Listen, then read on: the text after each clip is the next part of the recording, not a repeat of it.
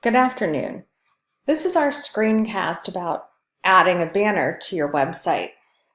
So before we can actually start with adding a banner and then eventually making some custom buttons, I just want to re-emphasize that we need a plan. We really can't just roll in and start making a bunch of Photoshop assets and we're not exactly sure what we're going to really do with them. So just to kind of give this some context, this is my overall plan for what I'm going to do with my website today. I have a site plan. Shows how many pages I'm planning for my website and how they connect with one another. I've also listed out my primary hyperlinks. I'm going to have a home, about, a contact, and a products page, and how they interact with each other. I've also got some sub pages, some pages that I can only access from the products page. And so they don't need to be included in my primary navigation system, the core buttons that appear on the home page of my website. So once I kind of have that much of a plan, I moved on and I made sort of my visual overview of what I visually want my webpage to look like. So this is my quick sketch in the upper right corner. I'm going to be using an 800 pixel width. I'm going to position a banner at the top, some custom buttons underneath, and I have page regions defined for text and a picture and a footer. The actual plan for my banner, and that's what we're focusing on creating throughout this tutorial, my banner is going to be 800 pixels wide. It's going to be 50 pixels tall. It's going to include some text. I've defined a font that I want to use, thought about my color. I want my text to be white, and I'm going to be using a background image. Okay, so that kind of gives us some context of our planning that we need for our banner. So the key things that I need to take out of this plan are the width and height of my banner, and I'm going to be using an 800 pixel width for my example and a 50 pixel height. So also, when I kind of jump in and get started, I need to consider file management because I'm going to be building these assets for my web page, but I need to be able to keep track of all my files as I'm working. So for my example, I actually have a buttons and banners organizing folder. I have a folder for my originals, and this actually includes my .jpg, which is going to be my background image. Just to think ahead for just a quick second, I also defined a root folder, and I've got an images subfolder set up and ready for once I create my images. I'll have a place to save them. And I've also got a home page and some styles going on, which we'll get to a little bit later on. So I want to jump into Photoshop, and here's my background image. And the very first thing I have to do is crop this. So I'm going to grab my crop tool, fifth tool down over here on the left of your screen. And when I grab up my crop tool, my control bar becomes active across the top, and it will actually allow me to type in dimensions. This is really useful and a really kind of quick shortcut for cropping images for use, particularly in websites, because I have a plan. I know my width and height in pixels. I can just type them into the control bar, and it limits the region it will allow me to choose on my screen.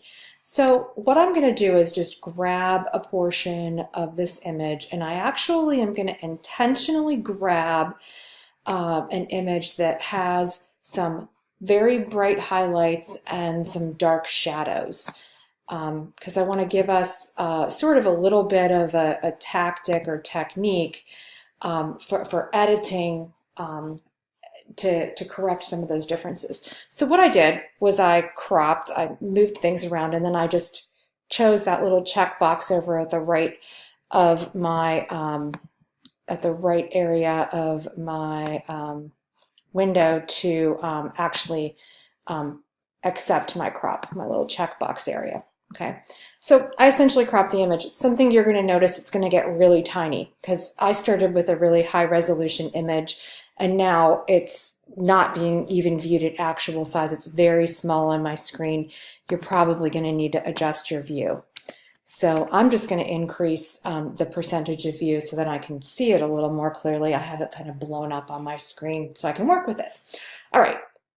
Other things that we're going to need to do aside from crop to the exact size that the banner needs to be, I'm going to need to look for my layers. You probably see layers over here on the right of your screen. It's a pretty common panel, so it's usually available. If it's not, look under your window menu for layers and pull that up.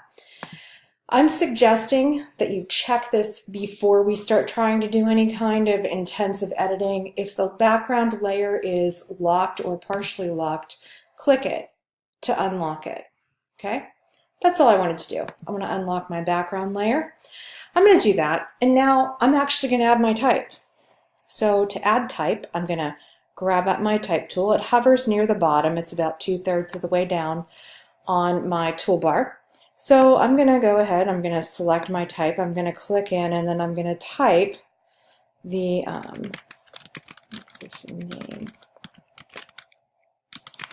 I'm going to type in the text that I might want to have appear on my website. I had selected a font. I'm going to be using some Myriad. I'm going to use Myriad semi-bold italic. I can also, at this point, control the size of my font. And once I get it in there, if I don't like the position, I can grab the Move tool and I can move it around and put it in the exact position that I wanted. I often find that I reposition using my Move tool, and then I find that I then need to grab my type tool back and reselect and revise from there. I do want to point out where in the control bar we changed the color. Mine happened to already be set to white, and that was the color I was planning to use, but you know, you can easily change this. And I also want to note that we can add a specific hex color value right at the bottom of the color picker. Okay, so my color's set, but I do have a problem. I have really low contrast in certain areas. If you look at the word organization, you can hardly read the first part of it.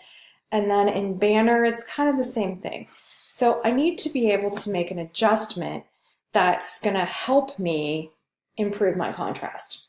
So here's what I'm going to do. I'm going to open up my layers panel, and I'm actually going to hide from view my text layer because I don't want to do anything to my text right now.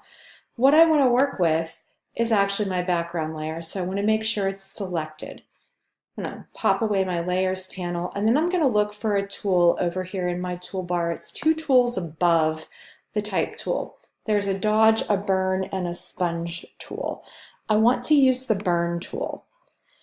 The burn tool will darken the image on the screen. And when you select it, you're going to see that, you get that sort of circle area. That's the number of pixels it's going to be affecting. So you can, decrease the size of that if you need to, or you can increase it using your control bar. The other thing that you can have control over in your control bar is whether you're affecting the highlights, midtones, or shadows with the burn. So I'm going to select highlights first, and I've got a fairly large area defined, and then I'm just going to press and drag back and forth across my highlights. And it kind of seems subtle, and I'm just going to pick out some of my brighter highlighted areas, but something that you're going to notice is it slightly darkens the highlight areas, and it sort of desaturates them as well. I'm going to do the same thing to my mid-tone areas, and I really kind of want to focus on those more problematic areas of the image, like where I was having a problem with contrast, right? So that's kind of what I did. I tried to darken that region behind organization and behind banner. So I am actually able to improve the readability and improve the contrast in my image by using the burn tool. And remember, burn is going to darken either shadows, midtones, or highlights, depending on what you choose to to select in your control bar. Okay, so I'm going to bring my type back and I'm going to make it visible. And I'm going to be satisfied for the minute with my contrast at this point. And I want to point out something else that you might want to do, because we're in Photoshop, so we can use some special effects. So I'm going to select my type layer, and at the bottom of my layers panel, there's an effects blending options. And what it is, it's options for how your layers blend one into the next. So I'm just going to open up my blending effects. And there are loads of different effects in here, ways to glow. My favorite, the drop shadow. That was sarcasm. I don't actually really care for drop shadows personally. I'm going to go ahead and I'm going to select in here this bevel and emboss. I want to kind of give my type some dimension. And remember that all of these layers are incredibly editable. It's really very, very easy to, control at a high degree the settings of all of the effects. So I'm simply going to go ahead and say, okay, and I remember I have a preview button, so I can preview, what I think this looks like and if I think this is okay or not. I don't want to lose any legibility here. I just really kind of want to take a look at the overall effect. So I'm going to say, okay, I'm going to keep my embossed and beveled kind of look for my banner. And at this point, I'm going to be like, okay, done with my banner. I've got to save it.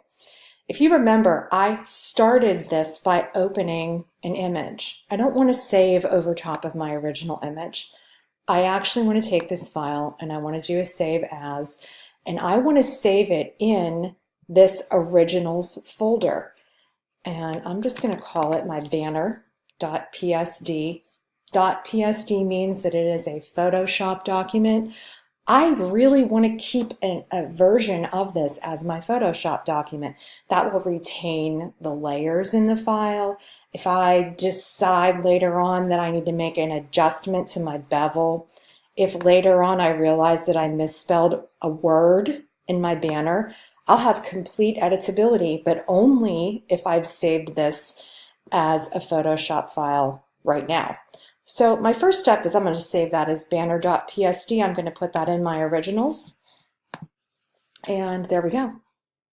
Banner.psd is great for having a native Photoshop file. It doesn't help me one bit with what I'm going to put in my web page. So what I need to do next is I need to export this for web, right?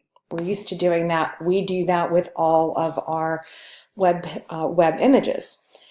My image size should already be handled because I was really purposeful whenever I planned my banner size and then whenever I cropped.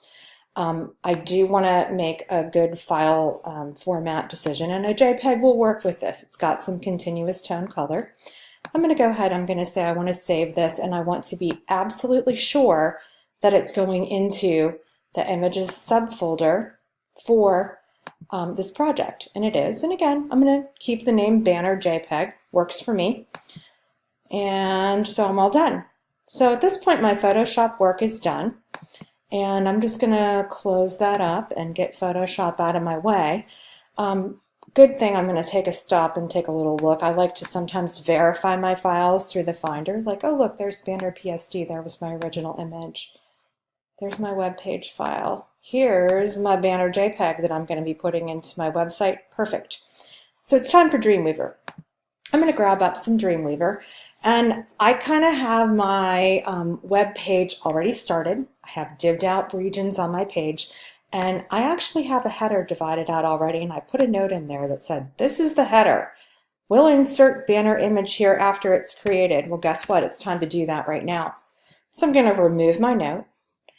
I'm going to grab up my insert menu, right? The little insert panel, and I'm going to insert an image. It should default, if I've correctly managed my website, right over there to my images. I'm going to choose my banner. I'm going to say open, and it's going to plunk it right into my header, right? Might want to add a little bit of alternate text. Banner image. Not really stunning alternative text, but at least I've got something in there. All right, so that kind of brings us to the conclusion of how to create a banner and then how